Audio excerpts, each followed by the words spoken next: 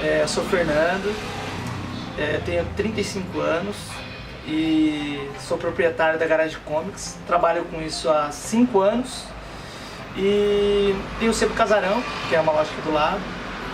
Tenho 12 anos já e sou amante de jogos, né? Gerais, né?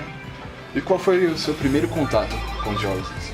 Primeiro contato, eu tinha 6 anos, eu tinha um vizinho, o pai dele trabalhava na Ford, e aí ele tinha um telejogo, que era da Philco, Ford, Philco, era uma junção que eles deviam ter, e aí aquilo, um dia ele chamou a gente, porque falou assim, vem aqui, vamos ver o que meu pai trouxe, e aí quando ele ligou aquilo, eram seletores, ele ligou aquilo, a gente ficou assim, não é possível, como assim, né? Você ligava na TV, era uma coisa muito maluca. Esse foi o primeiro contato que eu tive. A gente sabia que existia videogames e tal, mas naquela época, eu tô falando quase 30 anos atrás, né? A gente tinha muito pouco acesso, né? As informações eram mais lentas para chegar até a gente. Então, quando a gente ouvia falar alguma coisa, demorava pra gente ter o acesso. E se falava que já existiam videogames, aquela coisa que você via em televisão, você falava, não é possível, né? Estranho, né? E aí, quando a gente descobriu, a gente teve um contato com um telejogo ali, foi muito legal, foi muito interessante. Você ligava ali na TV, foi muito bacana, foi incrível, né? Você sentiu impacto quando foi a primeira vez que você colocou os seletores e abriu, além da programação normal? Era um telejogo, a gente ficava um seletor outro no outro lá, gritando, né, fazendo aquele escarcéu lá com aquele negócio da bolinha batendo numa coisinha na outra e a gente vibrando com aquilo, era uma coisa maluca. Eu não sei de fato, o telejogo não foi considerado um videogame, né? O telejogo ele entrou como um jogo. Eu acho que, se eu não me engano, o primeiro videogame que existiu oficialmente videogame foi o Odyssey. Olá, eu vim para mostrar Odyssey. Você sabe o que é Odyssey?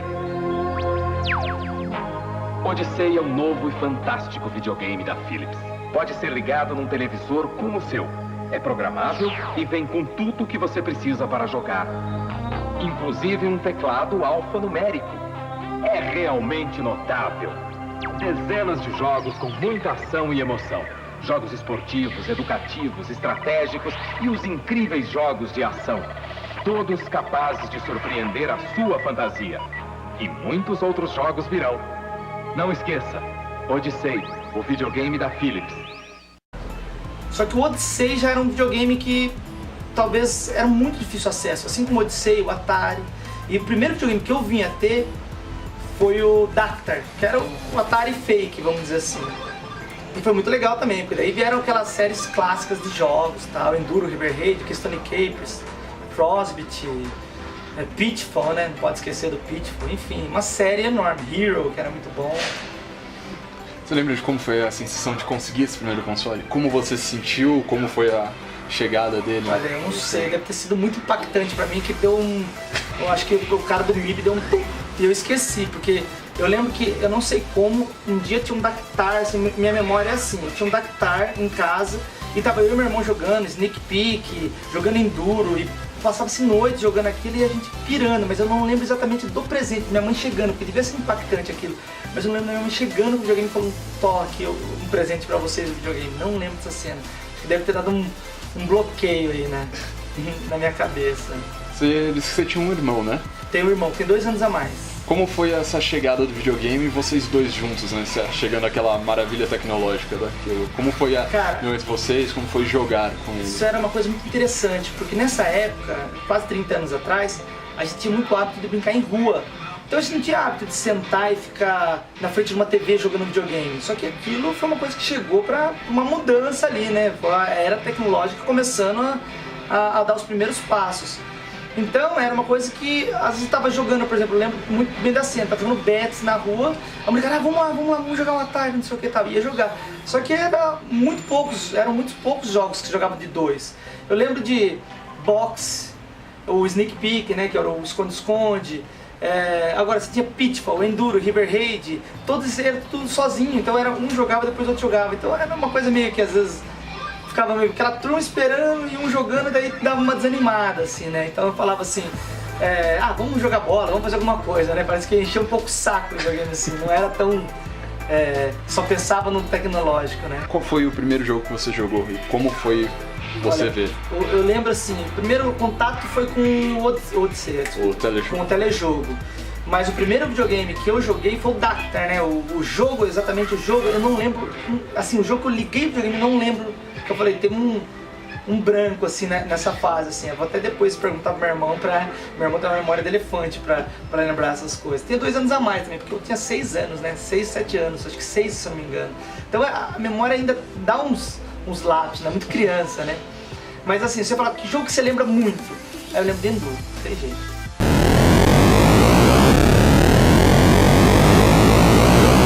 Talvez tenha sido o Enduro o primeiro que a gente ligou assim no videogame. Queria só falar uma coisa, naquela época você não tinha nem televisão de cabo, era aquela fita, né?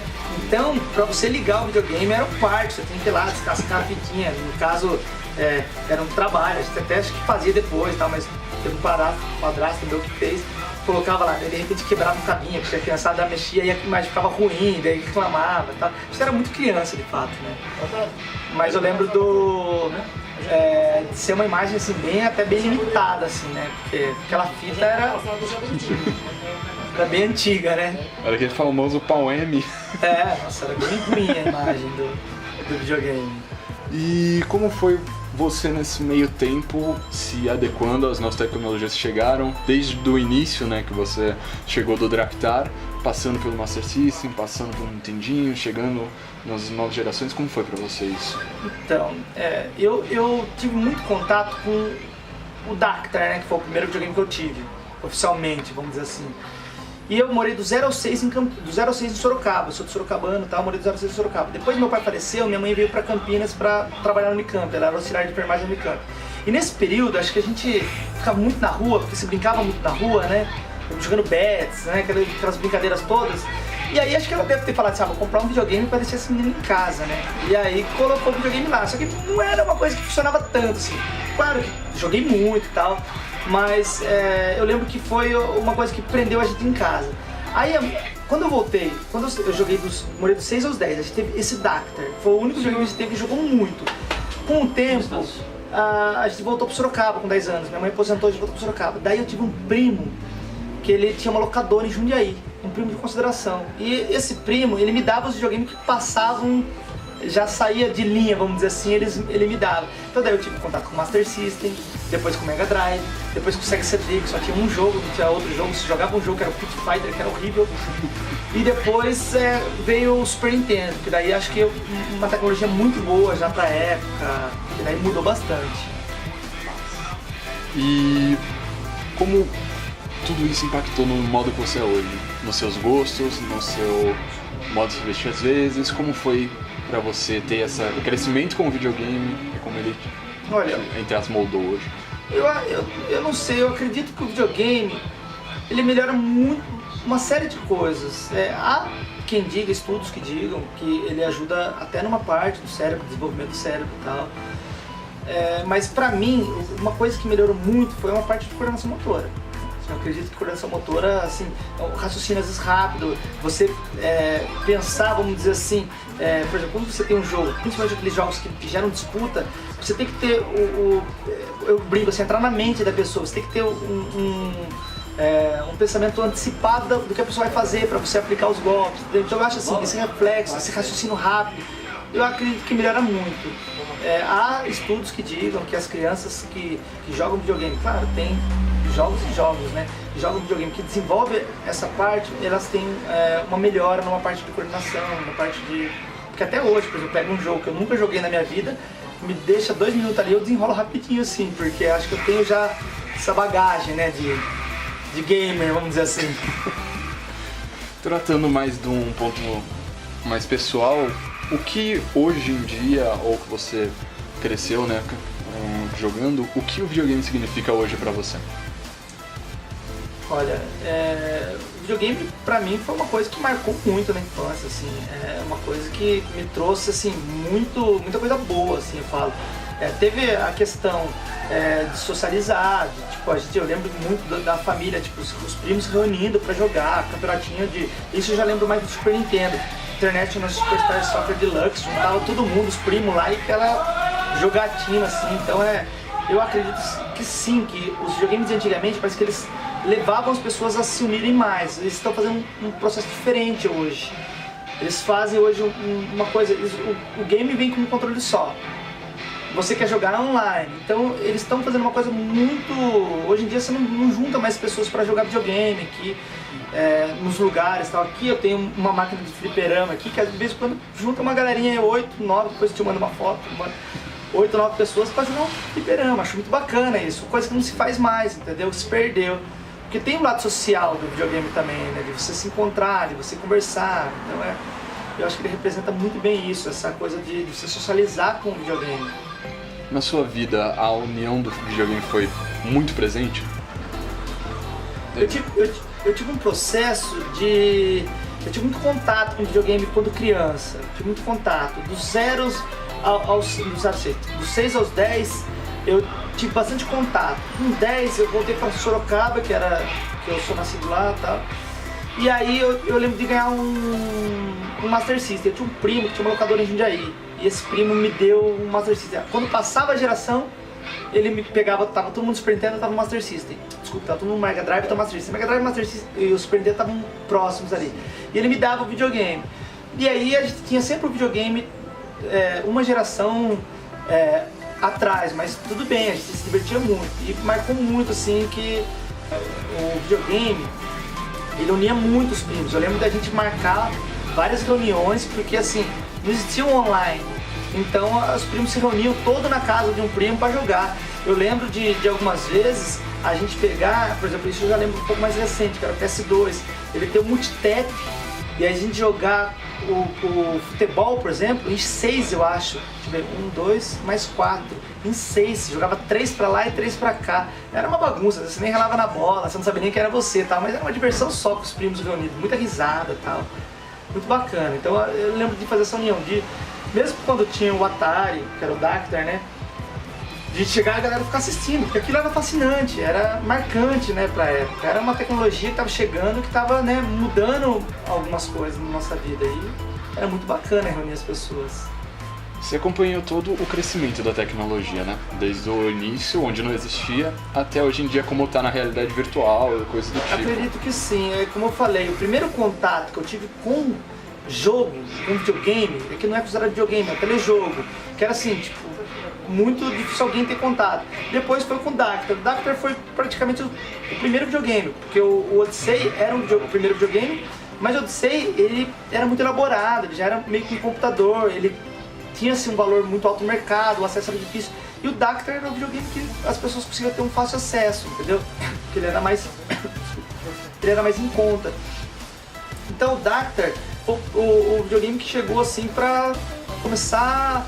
Fora ele, teve vários outros, teve o Super Game, teve vários. Então foi um videogame que chegou pra começar a popularizar a coisa, entendeu?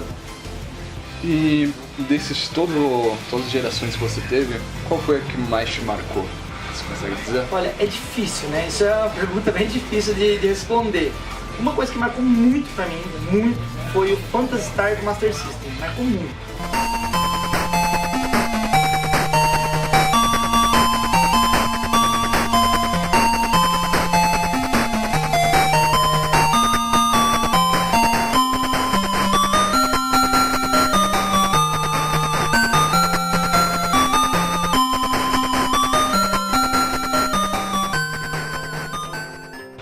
Principalmente porque nessa época, eu estava em Sorocaba já, tinha um canal, um lugar que naquela época não existia Google, né? Não tinha como se tirar dúvida, era você jogava e se virava, tinha as revistas de games, com os detonados, mas a gente nunca conseguia achar algumas coisas. E o Phantasy Star marcou muito porque a gente nunca conseguiu terminar quando criança. A gente tinha 11 anos e meu irmão tinha 13. E a gente jogou, chegou a chegar suficientemente forte no jogo e não conseguir dar final, porque a gente não conseguia destravar uma torre que tinha lá, a torre chamada Buy My Line, acabou de esquecer, né? E aí, na época se ligava pro Hotline, chamava. Dentro do cartucho, aquele cartucho que era encarte, do cartucho de papelão, tinha lá Hotline pra você ligar, que era dicas. E a gente ligou, e naquela época o telefone era caríssimo. Então a gente ligou mais que algumas vezes, tanto que as pessoas já sabiam do nosso caso. E minha mãe, eu lembro que minha mãe falava assim, olha, é só 1 minuto, porque vocês pagavam o pulso, né? É só 1 minuto, então tinha que falar rápido, sabe? Porque era caro o telefone para São Paulo, né?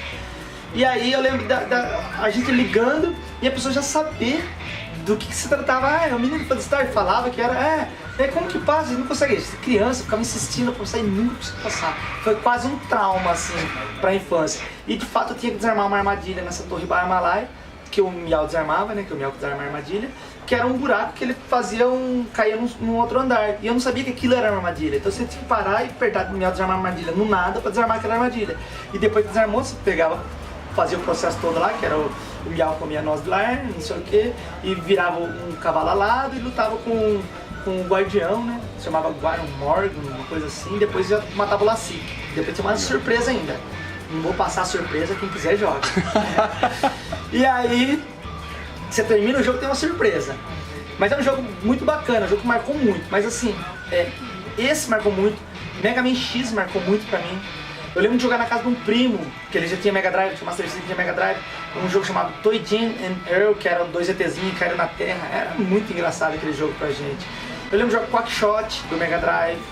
Eu lembro que um que marcou muito também, que eu jogava muito com amigos, esse já tinha Mega, foi o Street of Rage. E nossa, a gente terminou no Easy, Normal, Hard e Hardest. Hardest era pauleira pra terminar, e a gente terminava o Hardest, o desafio era terminar o Hardest. Era muito difícil e a gente terminava, então era muito bacana, assim.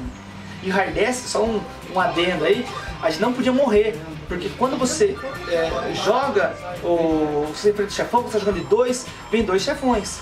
Se você morrer, você morre, mas você luta contra 2 chefões daí, não é 2 contra 2, é 1 contra 2. Então se um morresse, já não dava mais para dar final. Era impossível dar final, se morresse principalmente na parte do hotel, que vem vários chefões, você enfrenta todos os chefões que você já matou. Como você vê a indústria hoje, nos dias de hoje? Cara, 2 coisas. Eu vejo uma indústria assim que fez com que os jogos ficassem assim muito bonito, muito legal, um gráfico excelente, mas eu vi se perder algumas coisas. Uma delas, eles fazem muito pouco jogo para criança. Isso é um fato. Por que isso é um fato? Depois, se você parar para pensar, as pessoas jogadores de games, de fato, somos nós. Então somos nós que éramos crianças e hoje somos os maiores consumidores. As crianças que vêm hoje jogando, eles fazem para criança, mas eles fazem muito pouco. Antigamente os jogos eram totalmente para criança, salvo um ou outro não era muito para criança, mas 90% dos jogos eram para criança. Hoje eles fazem jogos muito elaborados, jogos muito adultos. A faixa etária é tudo 14 para cima, tudo 12 para cima. E aí se uma criança de 8, 9 anos, 10 anos, seja, quer ter um videogame, é muito difícil achar jogo. Eu tenho aqui, por exemplo, o PS3. Eu tenho cerca de 200 jogos PS3.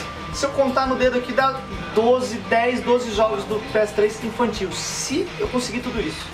Quando vem alguém aqui, uma mãe e tal, que acha um jogo infantil, ela leva. Ele custa até, assim, R$10 mais caro, às vezes, que o normal. Por exemplo, o GTA V é um caso à parte, porque o GTA V é muito adorado pelos fãs. Vamos contar um jogo mais normal, assim. Vamos contar o Assassin's Creed. Custa a faixa de R$50. Tem desconto também, mas custa na faixa de R$50, mídia física. Se você pegar um jogo infantil, por exemplo, um Indiana Jones Lego, custa 70, 60, às vezes custa um pouco mais caro porque é mais difícil conseguir, entendeu? Então hoje o que eu acho é que as indústrias, elas fazem pouco jogo para criança e elas tornaram, como eu falei, as coisas mais individualistas. As pessoas jogam mais online, jogam mais, às vezes ela compra online, ela não compra mais a mídia física. Perdeu-se aquele encanto, a gente da nossa geração de ir na locadora, locar o jogo lá, e aí pegar, alocar na sexta para ficar no final de semana, porque ganhava o domingo. E toda aquele coisa de fazer a resenha, mesmo na locadora, você estava lá na locadora lá, e aí o cara, você jogou esse jogo aqui? Você perguntava pra alguém se já jogou, porque às vezes você não conhecia, entendeu? E aí custava esses meio caro, assim, a gente parece que vivia uma era um pouco mais limitada financeiramente. E aí você alugava o jogo era sem pé nem cabeça, então você perguntava pra pessoa antes, falava, como que é esse jogo? Fala um pouco mais, só que então rolava-se muita troca de informação nesse locador. Até isso perdeu, porque os locadores já não existem mais. As pessoas compram tudo online hoje, tudo Netflix, não compram mais mídia física, não saem mais. Tá parecendo as pessoas ficam mais, né, solitárias nessa coisa de game. Tudo, né, com fone, conversando, é diferente, é uma outra geração. Né? E o que você espera encontrar? Você como pessoa, como consumidor, como jogador espera encontrar daqui pra frente? Seja com PS4, seja com VR que tá vindo por aí, o que você espera? Na verdade, o que é legal, o que eu acho legal é que é muito bacana, por exemplo, pô, eu tenho PS4, jogo muito pouco, por causa que eu tenho 2 crianças, hoje eu jogo pouco. Mas eu tenho PS4 é fantástico. Você pega uns jogos muito bem elaborados. Você pega uns jogos assim, por exemplo, voltando um pouco, o PS3, eu joguei um jogo chamado The Last of Us. Eu achei lindo demais aquele jogo, mas lindo demais, a história toda, é emocionante. Eu tenho filhos, né? Então você se coloca numa situação, pensando, você se envolve naquela história, você fala, cara, é pirante, essa tecnologia, a história, a jogabilidade e tal. É um filme de fato, mas é lindo o jogo. E você pega jogos, hoje, que eles estão fabricando cada jogos, mas com uma história muito legal. Mas eu acho que se perdeu um pouco, por exemplo, vou colocar eu numa situação, minha. Às vezes você chega em casa, tá meio cansado, você liga lá o videogame pra jogar pouco tempo e tal, você pega um jogo que são muitas horas. Vou dar um exemplo, The Witcher, por exemplo. São muitas horas jogadas. Eu tô jogando Dragon Age Inquisition. Eu já tô 3 meses, até mais jogando, não termino, porque eu jogo muito pouco, entendeu? Então isso eu acho que é uma coisa que eles fazem jogos muito compridos, jogos muito elaborados demais, o jogo tem que pensar demais, e às vezes eu quero ter assim, prazer de jogar uma coisa assim, só pra saber a história, pra participar daquilo, pra... Tem um desafio, legal, bacana, desafio ótimo, mas uma coisa mais prática pra gente. Então às vezes eles elaboram demais, fazem coisa demais e esquecem um pouco daquela coisa simples e linda, que foi o Mario, por exemplo, Mario World, né, que você... É coisa tão bonitinha ali, facinha ali, que marca uma geração inteira, entendeu? Então, fora Mario, Sonic, para quem gosta de Sega, eu adoro o Sonic também. E tem um desafio também, por exemplo, se a gente voltar a falar do Mario, o Mario, por exemplo, fechava o Mario todas as fases, abrir todos os caminhos, todas as fases. Dá pra você terminar Mario facinho, pelo caminho da estrela, mas dá pra você terminar o Mario abrindo 96 fases, que são todos os caminhos, todas as fases, entendeu? Terminar Sonic, pegar todas as esmeraldas, entendeu? Então isso é legal, dá pra você platinar o jogo ou não. Agora, se eu for platinar um jogo de PS3, PS4, tem que ralar, viu? Tem que ralar. Então assim, eu acho que eles dificultaram um pouco. Eles fazem muito pouco jogo pra criança. Por exemplo, eu tenho PS4. Eu começo a jogar PS4 lá, GTA V, PS4. Fui jogar, porque eu não joguei no PS3, fui jogar no PS4. E minha filha de vez em quando vinha ali na sala, falava, não dá, né? Não dá. As violências, você tá numa boate de repente, entendeu? Então não dá. E aí ela, questionadora, ela vai perguntar, então não dá. Agora se é um joguinho, né, um Mario, por exemplo, um jogo mais simples, sei lá, um Banjo, que eles remasterizaram, você joga ali, ela vai ver um bonequinho ali, por mais que ele faça alguma atrapalhadinha, outra, uma sacanagemzinha, um desenho, uma coisa mais simples, não é uma trollagenzinha, é tranquilo. Agora não dá pra você envolver uma criança num jogo desse aí. Então eu acho que isso se perdeu um pouco. Eu acho que eles estão fazendo uma coisa mais para a nossa geração do que para uma criança que está vindo para ser um consumidor deles, entendeu? Pra gente terminar, você considera, nesse advento que o pessoal está tendo, que os jogos hoje em dia estão se tornando ou são arte? Esse é um ponto legal, eu acredito sim. Eu acredito que os jogos que eles faziam, eu vou dar um exemplo meu, tá? Às vezes eu chegava em casa, eu queria jogar para saber a história, para participar da história, mas não queria uma coisa para me desgastar, ficar estressado. E às vezes os jogos proporcionavam uma dificuldade tão grande que você fala, nossa, enche o saco, entendeu? Então eu acho que eles perderam, eles estão fazendo uma coisa, de repente, às vezes complicando, colocando DLC e tal, fazendo quanto é difícil, se eles podiam fazer algumas coisas para quem é jogador pequeno, que nem eu, que tem as crianças que não vai ficar jogando mais que nem jogava quando era moleque, mas que quer participar, ainda jogar. Então eu falo que hoje eu sou mais jogador de retrô do que tenho PS4, mas sou mais jogador de retrô do que a tecnologia nova. Eu jogo fliperama, aqui a gente pega, por exemplo, dá o exemplo do que a gente brinca aqui, junta os marmanjos aqui, tem até uma foto depois pra mandar, junta os marmanjos aqui e joga o KOF, né, o 97, o King of Fighters, o 97, né, joga todo dia, a gente jogou Cadillac and Dinosaurs, jogou Captain Commando, Turtle Time. Então é isso, cara, eu sou um cara que não me desprendi do retrô ainda por causa disso, porque eu acho que hoje eles estão estão disputando muito, estão fazendo muito, você não tá conseguindo acompanhar, você não tá conseguindo curtir muito aquilo, tá passando assim muito rápido, não tá mais marcando uma geração como marcou. Eu acredito que um jogo ou outro vai marcar, mas se você pegar A nossa geração, a geração que tem lá seus 30 a 40 anos, ele vai falar no mínimo uns 50 jogos que marcou pra você. Se você pegar a nova geração, ela se falar 3, 4, se ela achar 3, 4 é muito. Então é isso que eu acho que se perdeu um pouco. Eu acho que eles estão fazendo uma coisa atrás da outra e se perdendo um pouco aquela coisa de você curtir de fato aquilo, sabe? Uma coisa que marcar, uma coisa que eternizar mesmo, assim como foi, por exemplo, um Mario mesmo do Super Nintendo, entendeu? Que qualquer criança hoje conhece e qualquer adulto da nossa geração conhece, entendeu? Agora, se a gente pegar e falar, né, um jogo de repente dessa nova geração, daqui, estamos falando de um videogame de 20 e poucos anos, né, de 91, então ele tem 27 anos. Se a gente pegar, 90 se eu não me engano, né? Se a gente pegar a geração nova, se você pegar 3, 4 anos, você nem lembra que jogou. Entendeu? Por quê? Porque é tanta produção, é tanto comércio assim que se perdeu um pouco do hobby, do amor pela coisa, de você ter o jogo, sabe? Sabe aquela história, só fazendo uma adenda também? Quando a gente era criança, não tinha acesso a brinquedos, por exemplo. Então sua mãe pegava, chegava lá, pô, ela me deu um caminhão de bombeiro, que erguia escada, fazia sons ali e tal, e era o brinquedo. E como eu falei, eu tenho uma filha de 5 anos, faz aniversário em dezembro, vai fazer 6. Ela ganha presente em dezembro, presente. Aí chega Natal, ela ganha presente. E aí, cara, ela fica assim, ela não sabe nem o que ela faz com aquilo tudo. Sem contar que antes de dezembro, antes do dia 7 de dezembro, que é o aniversário dela, a gente vai lá e faz um rápido tudo, por quê?